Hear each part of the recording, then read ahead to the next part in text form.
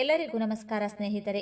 2025 November 5ರಂದು ಶಕ್ತಿಶಾಲಿ ಕಾರ್ತಿಕ ಹುಣ್ಣಿಮೆ ಬಂದಿದೆ. ಹುಣ್ಣಿಮೆ ನಂತರ 8 ರಾಶಿಯವರಿಗೆ ರಾಜಯೋಗ ಶುರುವಾಗಿದೆ. ಈ 8 ರಾಶಿಯವರು ಪ್ರತಿಯೊಂದು ಕ್ಷೇತ್ರದಲ್ಲೂ ಅಧಿಕ ಲಾಭವನ್ನು ಪಡೆಯುತ್ತಾರೆ. ತಮ್ಮ ಜೀವನದಲ್ಲಿ ಎಲ್ಲ ರೀತಿಯ ಸಮಸ್ಯೆಗಳಿಂದ ಮುಕ್ತರಾಗುತ್ತಾರೆ. ಹಾಗಾದರೆ ರಾಜಯೋಗ ಇರುವ ರಾಶಿಗಳು ಯಾವುವು?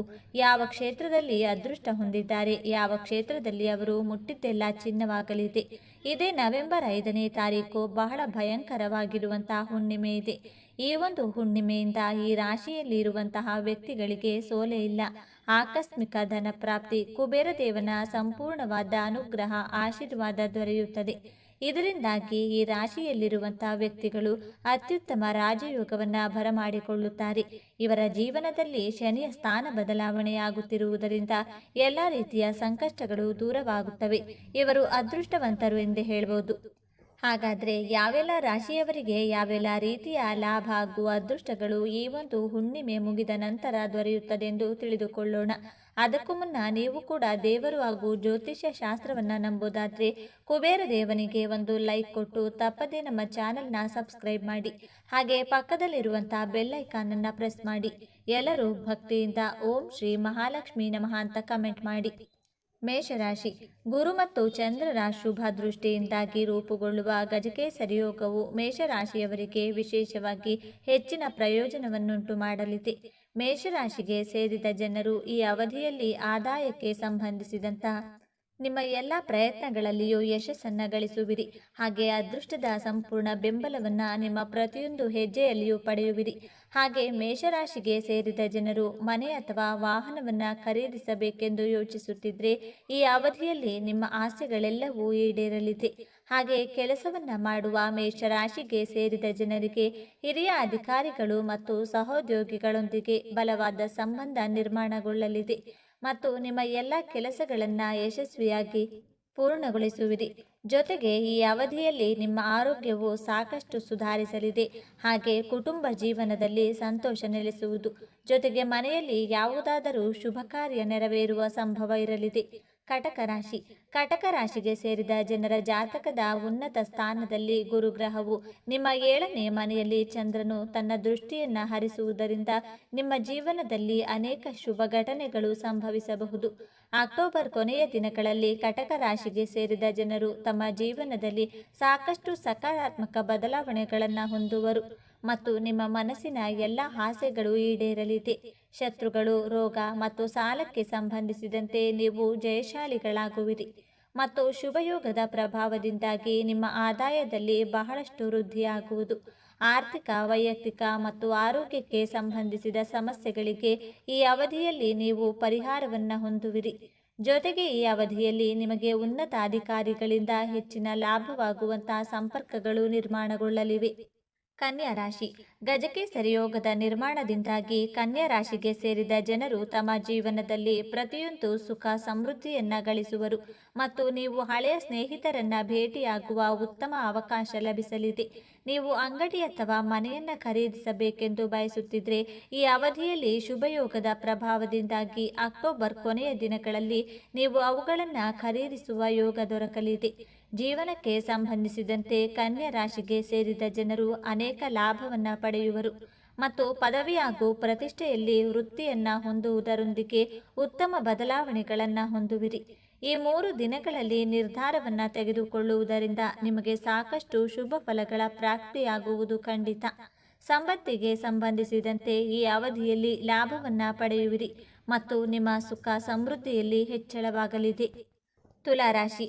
ತುಲಾರಾಶಿಗೆ ಸೇರಿದ ಜನರ ಜಾತಕದ 10ನೇ ಮನೆಯಲ್ಲಿ ಚಂದ್ರ ಮತ್ತು ಗುರುಗ್ರಹಗಳು ಪರಸ್ಪರ ದೃಷ್ಟಿ ಹರಿಸುವುದರಿಂದ ಗಜಕೇಸರಿ ಯೋಗವು ನಿರ್ಮಾಣಗೊಳ್ಳುವುದು. ಗಜಕೇಸರಿ ಯೋಗದ ಶುಭ ಪ್ರಭಾವದಿಂದಾಗಿ ಅಕ್ಟೋಬರ್ ಕೊನೆಯ ದಿನಗಳಲ್ಲಿ ತುಲಾರಾಶಿಗೆ ಸೇರಿದ ಜನರ ಆದಾಯದಲ್ಲಿ ಸಾಕಷ್ಟು ವೃದ್ಧಿಯಾಗುವುದು. ಹಾಗೆ ನೀವು ಹಠಾತ್ ಲಾಭವನ್ನು ಪಡೆಯುವ ಸಂಭವವಿದೆ.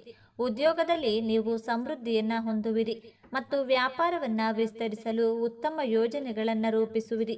ತುಲಾರಾಶಿಗೆ ಸೇರಿದ ಜನರ ಆರೋಗ್ಯವು ಈ ಅವಧಿಯಲ್ಲಿ ಸುಧಾರಿಸಲಿದೆ ಮತ್ತು ಶಾರೀರಿಕ ಹಾಗೂ ಮಾನಸಿಕವಾಗಿ ನೀವು ಬಲವಾದ ಸ್ಥಿತಿಯಲ್ಲಿರುವಿರಿ.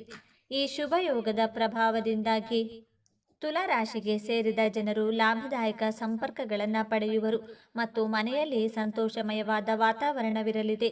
ಸಂಗಾತಿಯ ಸಹಾಯದಿಂದ ಸಂಪತ್ತು ಖರೀದಿಸುವ ಯೋಗ ಲಭಿಸುವುದು.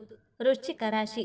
ವೃಶ್ಚಿಕ ರಾಶಿಗೆ ಸೇರಿದ ಜನರ ಜಾತಕದ ಅದೃಷ್ಟದ ಮನೆಯಲ್ಲಿ ಗುರುವಿನೊಂದಿಗೆ ಚಂದ್ರನ ಪರಸ್ಪರ ದೃಷ್ಟಿ ಹರಿಸುವುದರಿಂದ ಗಜಕೇಸರಿ ಯೋಗದ ನಿರ್ಮಾಣವಾಗುವುದು.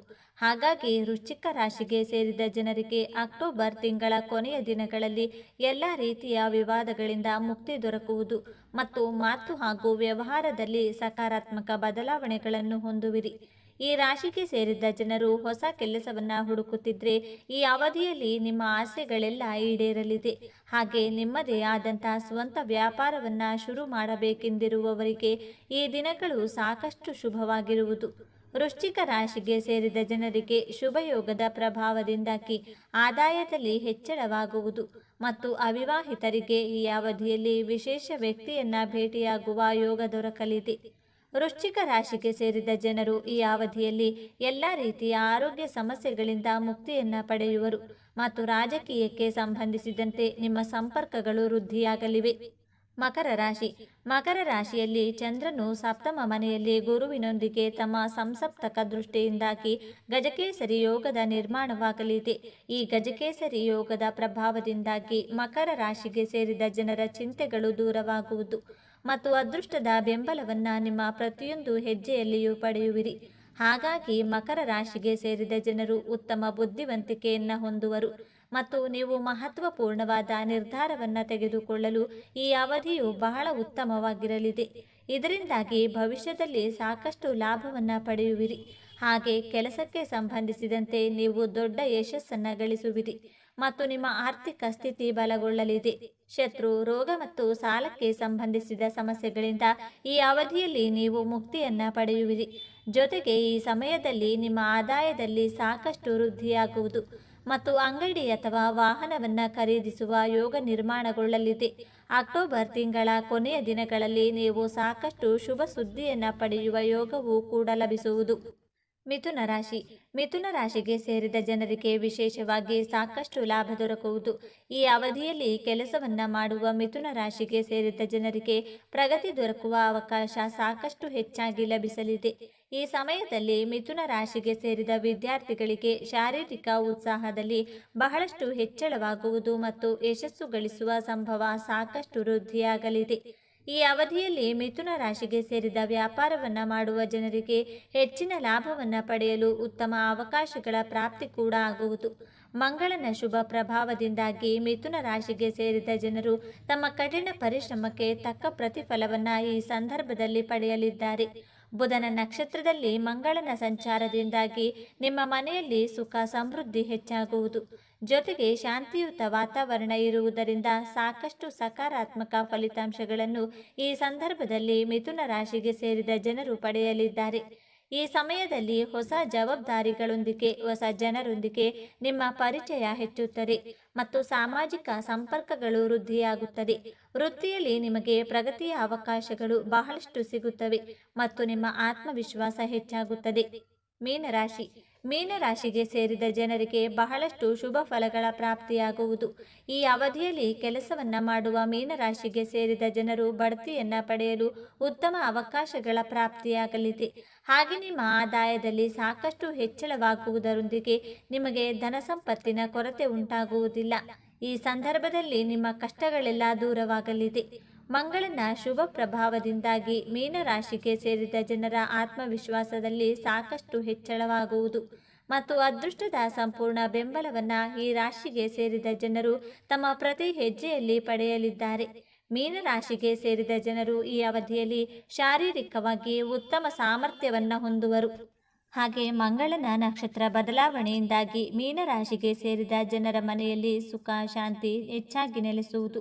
ಜೊತೆಗೆ ಕೆಲಸವನ್ನ ಮಾಡುವ ಈ ರಾಶಿಯವರಿಗೆ ಪ್ರಗತಿಗಾಗಿ ಅತ್ಯುತ್ತಮವಾದ ಅವಕಾಶಗಳು ಈ ಸಂದರ್ಭದಲ್ಲಿ ಗೋಚರಿಸಲಿದೆ.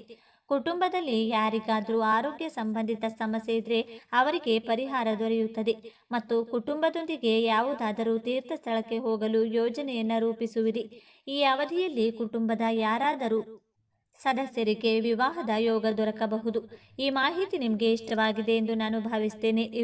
ಈ ಮಾಹಿತಿಯನ್ನು ಲೈಕ್ ಮಾಡಿ, ಶೇರ್ ಮಾಡಿ, ನಮ್ಮ ಚಾನೆಲ್ನ ತಪ್ಪದೇ ಸಬ್ಸ್ಕ್ರೈಬ್ ಮಾಡ್ಕೊಳ್ಳಿ. ಒಂದೊಳ್ಳೆ ಮಾಹಿತಿಯೊಂದಿಗೆ ಪುನಃ ಭೇಟಿಯಾಗೋಣ. ಅಲ್ಲಿಯವರೆಗೂ ನೋಡ್ತಾ ಇರಿ ನಮ್ಮ ಚಾನಲ್. ಎಲ್ಲರಿಗೂ ಭಕ್ತಿಯಿಂದ ಓಂ ಶ್ರೀ ಶನೇಶ್ವರ ನಮಃ ಅಂತ ಕಮೆಂಟ್ ಮಾಡಿ. ಎಲ್ಲರಿಗೂ ಒಳ್ಳೆಯದಾಗಲಿ. ಧನ್ಯವಾದಗಳು.